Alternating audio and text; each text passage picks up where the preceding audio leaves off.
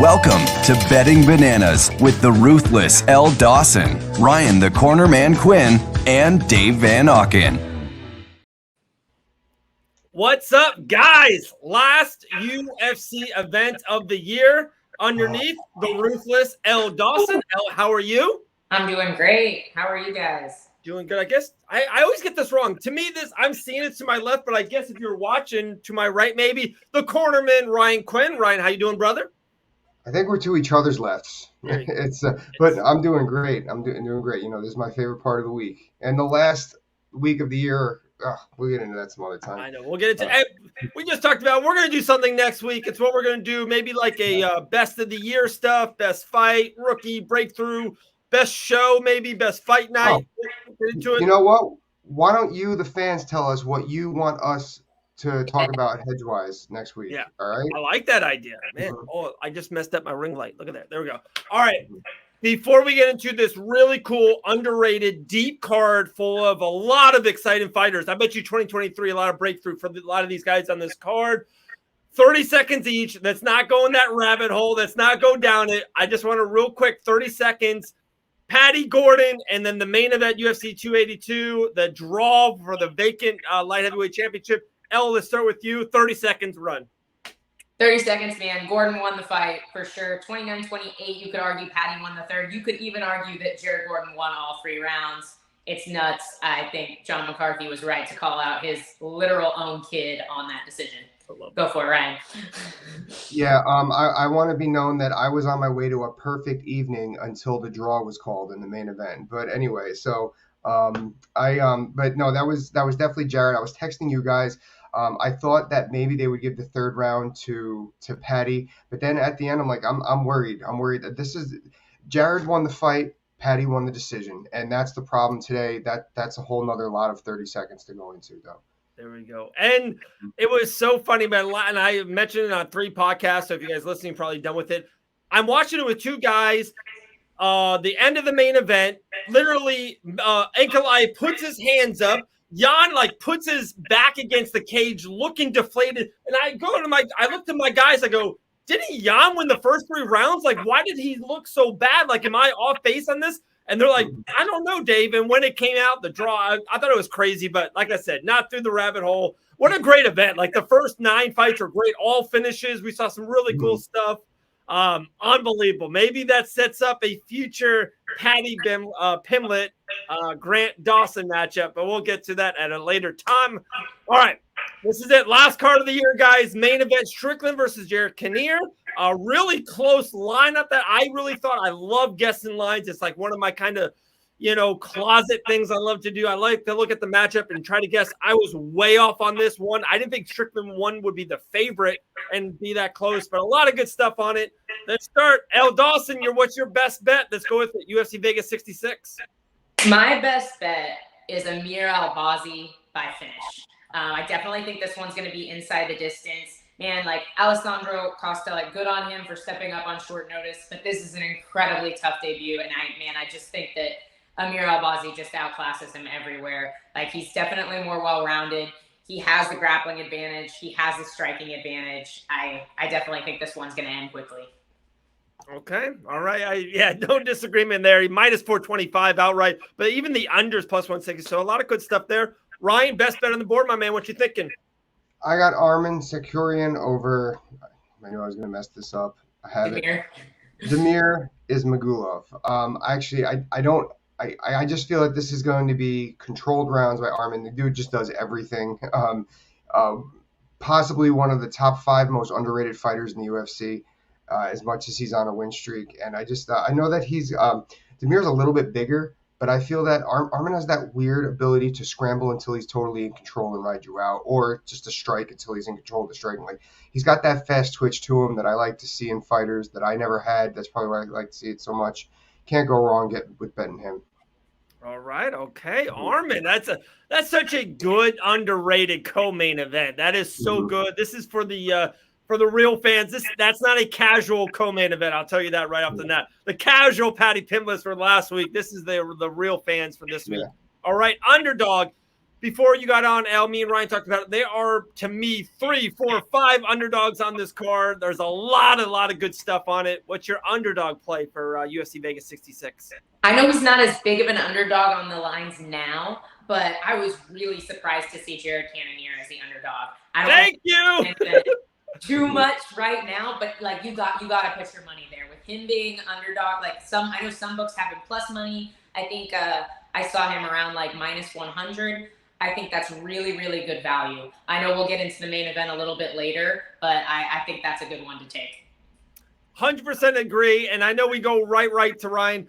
Like, to me, and I know it's not, I know, of course, Cannonier is not Alex Pereira. I totally get that. But, like, kind of close and, like, just the striking and the power. I don't think Strickland can stand with it for 25 minutes and take punches. It's very similar. It's very weird. I don't know why he's an underdog. I don't get it. Maybe I'm off basis too. I just think Cannonier, he's beaten everyone in the division except for Izzy. Like, it's crazy. But Ryan, take it away, my man. Cody Brundage. That fight stuck out to me. I saw his at one point. I know that he's been up and down. I just feel he's got a high ceiling. I feel like, we're not seeing the end of Cody. And then just some of these wins I saw from Michael, it was like Sam Alvey and Munesti. It was just like some of these guys aren't even in the UFC anymore. I just feel that we've seen this from the both of them, and now is the time where Cody's going to start to mature a little bit. When I saw that, like I said, I saw this morning he was plus 220. I was like, take my money. Wow, there we go. And I'm looking at it. He's at plus 235. It's actually going the other way. Real quick, a couple other underdogs I like. How about Brian Battle in the first fight of the night, taking his short notice? That's my guy, Brian Battle. What's another? Dude, Matt Smellisberger. I know Jake Matthews. Jake is a little bit of a roller coaster. If Jake does show up, I think he will beat him, but sometimes he doesn't. I like that. Corey McKinnon, I think, is a very sneaky underdog play. She's just so solid and so good. And to me, same thing. Today, same thing, is a little bit of a roller coaster. She's looked amazing in a fight or two in the UFC. One fight, she looked dreadful, looked awful. So a couple. Who else? I like Drew Dober in that spot, but Bobby Green to me is definitely live. And of course, to me, Jared Cannonier is the best underdog play on this card. So there's a lot there, guys. A lot. 3-fight parlay. We'll kind of break down the main event in a little bit, but 3-fight parlay. Elle Dawson, take it away. So first leg is my best bet. Like I said, Amir Albazi is going to make quick work of Costa there. Next, I have one of my teammates, Sergey Morozov, over Journey Newsome. Journey he's kind of had a roller coaster ride in the UFC as well, and he hasn't looked nearly as good against lesser competition than Sergey has in the UFC. Sergey has only lost to incredibly high-level grapplers in Douglas Da Silva. How do you say his last name? Da Silva Andrade. Yeah. Silva da Andrade, that's his last name. And Umar Nurmagomedov, both incredibly high-level grapplers and wrestlers. And I just don't think that Journey Newsome has the ability to get Sergey to the mat and control him the way those guys do. And I think Sergey is going to be better on the feet. Then for my third leg, I actually have Jake Matthews in that fight. I was really, really impressed with his performance against Andre Fialho, who I actually bet on at the time. So Jake Matthews stole that one away from me. But he looked phenomenal in that fight. But I really think that the wrestling is going to be the difference maker in this fight. I think he's a better wrestler than Matthew Semmelsberger, and I think he can control the wrestling. Semmelsberger is also incredibly hittable. He does not have incredibly good striking defense. I think that even if Jake has trouble getting him to the mat early, I think he'll have the power and the striking advantage as well. All right, I like it. Three plays there. I think all three of those fights are going to be good fights. Probably, I see a lot of finishes there too. A lot of finishes out of those three. Love it, Ryan. The cornerman, take it away. 3-fight parlay. Yeah, you got it. All right. Well, Armin again is in my parlay. I got to stick with that. I'm really confident in that. Then I go down and I see the Drew Dober Bobby Green fight. I have that fight going the distance. I'm mixed going with. I'm kind of leaning Dober, but I'm playing it safe and I'm going distance with that fight. I can see both of them controlling. I know Bobby is, seasoned veteran, more seasoned that we're leaning on now. Drew had a very big win over Rafael Alves, who's an extremely underrated, dangerous fighter. His last fight. I liked what I've seen out of Drew lately, and I like him to stay in this fight and then just chew that clock, as I like to say. Then going to my last pick in the third-legged parlays in the main event, like you said. Jared is not Alex Pereira. He doesn't need to be. Alex knocked out Sean in, what was it, a minute, like a little under a minute, 40 seconds or something like that. With that 25-minute window, Jared could work with. I think his boxing's too strong, and Sean's striking is just too weak. Just the way he comes forward flat-footed with his chin, fixing his gloves, it looks like. It's just he's begging to be hooked again. So I like Jared in that fight. I was surprised that was even an underdog, but it's kind of even money now, like you said. Yeah. Okay. There we go. So I feel good about it. When I saw this main event made, I was like, okay, really cool main event. And I saw it. I'm like, okay, this is a nice comeback fight for Jared Cannonier. I think even the brand likes him a lot. They pushed him against Izzy. I think he's like 6-1 as a middleweight, or maybe 6-2, but he's had like really great success. And then the Izzy fight didn't go his way, but not a lot of people defeat Israel Adesanya. It's a thing. So, but like when I saw the betting odds when Strickland was a week ago, he was up like minus 150, 160. It is getting a lot closer. So if you do like Jared Cannonier, put those bets in now, because it does look like maybe when the fight goes off, Cannonier might be the favorite. So I think we're kind of on the same page with that. I do want to say another fun thing on this card, that there is a Nurmagomedov on this card, and he's an underdog as well. Have you guys looked into this fight? This is a really good fight. Same thing. It's way down in the prelims, but it's a really good fight against Kakaramonov. Really legit great fighter too. But have you guys looked at that one as well? I don't know those guys as well. I know it's a good fight, but I haven't looked at them enough to have a pick on that one.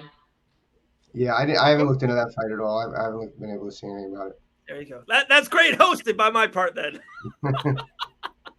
But so it looks like Cannonier, and then we mentioned the co-main. Ryan's mentioned it. I like that fight as well. I think Arman is definitely the pick as well. The odds are pretty close. Yeah, he's minus 180 right now. It's getting higher because I think I looked at that. He was a minus 160 a couple of days ago. So if you do like Sarukian, get him now because it does look like it's going higher up. That's a really good fight. I know he fought Gamrot, 6-8 months ago. But yeah, that's such a great fight for the not for the casual. I'll tell you that. Yeah. It's an interesting fight. I definitely think Arman has the grappling advantage there, but man, Demir finds ways to win. Like I don't know if there's there's got to be some his power must be crazy in the cage because you see these guys and they don't necessarily want to grapple with him. So I think I think this is going to be an interesting fight. I'm really excited for that one. And I thought, Ryan, you actually had a pretty good point about the Bobby Green, Drew Dober going the over. I think if Drew gets him early, it could be long, but Bobby Green's super tough in around a mile. He can get hit and keep going. And to me, Bobby moves so well on the feet. I don't think he's going to get touched. Yeah. I actually think the first round's going to be really boring, to be honest. I think Drew's going to go after him. Bobby will dance a lot. But then I think Bobby will start connecting the second and third round. I'm the same way. I think I lean Drew Dober, but no definite. And I think more than anything, I think I like the over. As soon as you said, I'm like, actually, it's a really smart play. I like that. I agree. Yeah. For tough guys. Yeah, 2 tough guys, and I agree that first round's going to be a throwaway. And even though Bobby's been around, he's still hard to catch up to. Yeah. Oh, very much, very much. And then, Corey McKenna. I just talked to her today. She's in great spirits. Feels good. So she was 7-0 as an amateur. She's 7-2 as a professional. 4 UFC fights, a Contender Series fight. She defeated Vanessa Demopoulos, who's on a 3-fight winning streak. And 2 of her losses, both by split decision. That means on that night, one judge even had her winning. One fight I remember was pretty bad of a robbery. The other fight was one of those coin toss of a fights. So I think her as an underdog, I like her a lot as well. She's fighting Shanae. I just can't get. You guys remember the fight she lost in the UFC? She was just on the bottom for 14 minutes yelling, and she just couldn't get up. She could not get up off the bottom. I still have that memory in my head, and it's hard to bet on someone like that. Same, yeah. Right? It's tough. I get it because it's tough to fight girls like Montserrat Ruiz, who do things like that where they just put you in those positions and they do just enough damage to keep the position, but not enough to. I don't necessarily agree that those positions shouldn't have been stood up in all of them, but at the same time, it's really hard to take away such a dominant position. but when you're not advancing at all, I can understand the frustration, but I agree with you. Like that definitely has kind of muddied my view on her as well in the cage. But she is fairly well-rounded. She does have power, as we saw in her last fight. So that one's kind of a pick 'em for me too. I do think Corey is a little bit more well-rounded. I like her a lot. I think she is pretty solid. She's very defensively sound. I don't know what's interesting is sometimes girls have a lot of danger factor and sometimes they don't have any. And I haven't really seen her have a ton of danger factor just yet. Such a great point. Oh no, such a great point. A good grappler. If she wins this fight, and I do think she will win this fight, she will win it 29-28 or 30-27. She's not going to stop Shanae. And I just think Corey's on top. She's kind of bigger on top. Yeah, it's a really great point. And, she's only 23. I talked to her today, like I said, for 10, 12 minutes. Still so young, 23 years young. ESPN had that really cool the top 25 prospects under 25. She made the list. Like I said, this is her 4th UFC fight. Imagine having 4 UFC fights by 23. Hats off to her. It's very cool. I like it. Next week, no UFC fights. I know there's a Bellator and Ryzen show at the end of the year we won't really talk about. So we'll do our best fight. Let's do our best knockout. We'll kind of have best cards, stuff like that. We'll kind of have a fun debate on it. We got 2 minutes left. 2 minutes. That third round, Jarrett Gordon is holding Paddy Pimblett. And were you guys happy in that? Do you think wow, he's winning this fight? Or was there, I'm watching the fight, I'm like deep down inside, I'm like, I know I see him winning, but I'm like, God dang, I'm telling you, the judges aren't going to like that. And if it does go 15 minutes, I have a funny feeling it was so bad. I saw the situation happening. And if you're Jarrett Gordon's corner, do you have to yell at him to do more, do anything? Let's go into that for 30 seconds. Man, I don't think so. I think this was just a horrible judging situation. Yeah. I feel like Jarrett fought that fight absolutely perfectly. When the buzzer went off, I was like, awesome. And I picked Paddy, and I was thrilled that Gordon won because he's a great dude. Grant really likes him. He's a wonderful guy, and I was like, that's great for Jarrett. And then the decision was just ridiculous in my opinion. I did not see that being that close at all. Right. The first round was Jarrett's. I don't know how any of those judges. First round was Jarrett. I actually liked Paddy in round 2, but that was his best round to me. I saw Paddy. I still thought Jarrett won round 2. That was the other interesting thing is none of the judges' scorecards were identical in this. Yeah. Everyone had 2 different. It was a mess. And but then that third round, I got nervous because I know that.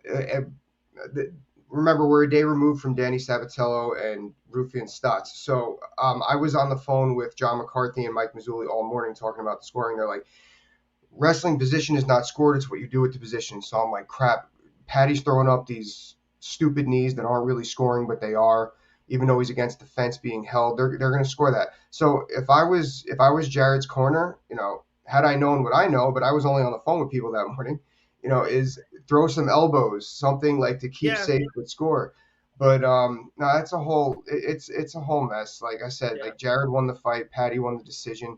And I do know though that the Associations of Boxing Committee, they're not happy right now with Doug Crosby on the whole evening. On the whole weekend, statements to be released. But at the same time, he was only one of the 3 judges that scored it for Paddy. So you can't really throw him completely under the bus. Right. It's just it's a mess, man. And real quick, back to that third round, and I get it. And there's we've had this talk before. I'm super into damage as well. When Jan's doing those leg kicks, I love it. He's damage and equalize. I'm super into damage guy as well. But some of my best friends in the whole industry are grapplers and wrestlers, and it is wild to me that. So Paddy Pimblett is a grown man trying to knock out the other man, and for 4 minutes he's put on his back against the cage against his will. He does not want to be there, and not even that, to throw that out there. Just jokingly around, I did that.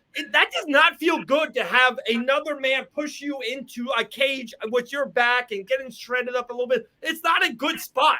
So, I get there's no damage, and I get we're not seeing jabs, and I know we're not seeing leg kicks and all, but, another man is holding you for 4 minutes against your will. Like, that's got to be something. Like, it's crazy that it's nothing. Like, people were like, oh, he didn't do anything. Like, he did. I can't hold Grant Dawson for 4 minutes. He would just push me or move or underhook me. He would do something. For Patty to stand there for 4 minutes and be like, oh, I won. It's like, bro, what? Like, crazy. If you look at the scoring, the way grappling or wrestling damage is scored is by the opponent's body language or fatigue showing after the fact to see if that made them visibly tired. It's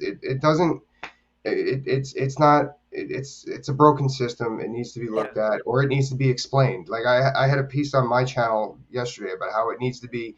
If you're going to be subjective, you got to let us know ahead of time. Plain and simple. Like an umpire in baseball. With 2 strikes, I'm calling it at the letters. Okay, now you know what this judge is looking for, and we don't know anything until after we lose. But that shouldn't be, the whole like, oh, well, then the judges need to explain to the fighters beforehand. No, that shouldn't be a thing. Like, judges shouldn't get to choose how they score fights. And the main issue with that is simply that these judges, even Big John has done a ton for the sport. He's the reason we have rules. Like, he's the reason this isn't the Wild West, right? But the dude's never competed.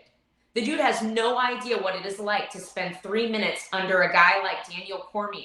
And I guarantee you, if he ever had, he would not be scoring wrestling the way that he is.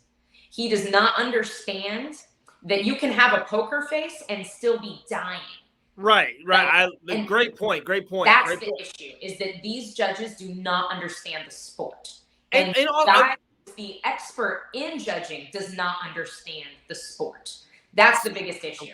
So great. No, it's so good that you said that. Like, I love, like, everyone loves a brawl and stand-up. We all love Forrest versus Bonner, and we all love Robbie Lawler and Roy. I get it and all. But, like, I love mixed martial arts. Like, I do love boxing or a kickboxing. And, dude, Izzy versus Pierre was great. But for one round, Izzy was, wrestling and grappling. I just feel like there's such a... For 33% of the sport, the judges are like, the grappling shit's no good unless you get a submission. It's like, no, like how many knockouts do you see? But you see 80 significant strikes, but you see 1 knockout. You only see, and for those 80 significant strikes, they're grading them. They don't say to a grappler, unless you get a submission, that 80% of you dominating them in grappling, they don't throw it away. It just doesn't make sense. Like, it's a mixed martial arts. Like they're just throwing away wrestling and grappling right now. It's crazy. All right, we went down the rabbit hole. I'm sorry. I had to. Next week. All right, we did it. Looks like so we're all on the Jarrett Cannonier and Armin in the co-main event and main event. I like that. Jake Matthews in 3 Fight Parlay and Morozov. How do you say his last name? Sergey Morozov. All right, I'm getting good at that. All right, we're out. Last UFC event of the year. Good luck to everyone. If you do want to bet on wagers, make sure you sign up with the MMA Shark. Guys, I don't know if you saw it. He generated $10,000 of his customers' winnings from just this past weekend's UFC, and then someone matched that. So he's literally donating $20,000 to a children's hospital in his city, which is awesome. It's amazing. Wow. That's the people we want to be around at Fight Bananas. So definitely hats off there to the MMA Shark. 20,000. That's pretty fucking good. That's awesome. So there you go. All right, there we go. We're out. Here's the conclusion of Betting Bananas. Thanks for watching Betting Bananas.